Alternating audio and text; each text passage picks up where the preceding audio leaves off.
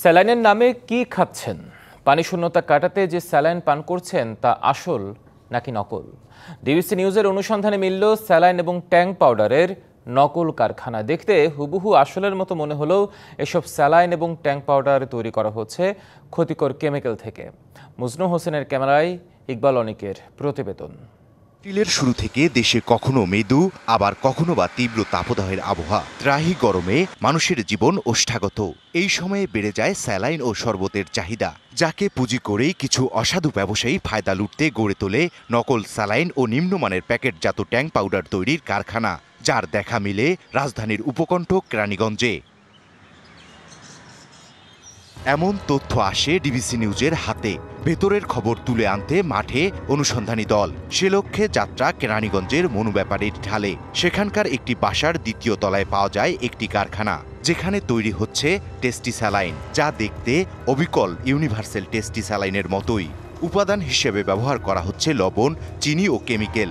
শুধু স্যালাইন নয়, দেখা মিলে প্যাকেটজাত ট্যাং পাউডারেরও। RICL TMX, যুগের পর যুগ স্থাপনা থাকে মজবুত।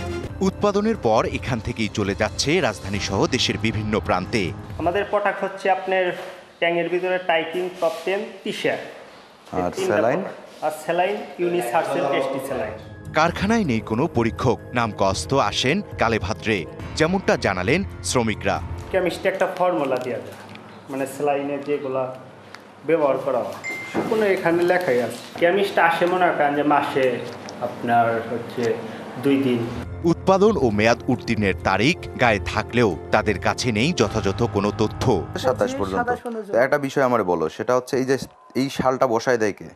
এটা প্যাকেটের গায়েই থাকে। হাতে রহমত ফুড প্রোডাক্টসের ইউনিভার্সাল টেস্টি স্যালাইনের যে রোলটি দেখছেন, সেখানে এক্সপায়ার ডেট দেয়া আছে, কিন্তু এই রোলটি এখনো তৈরি হয়নি।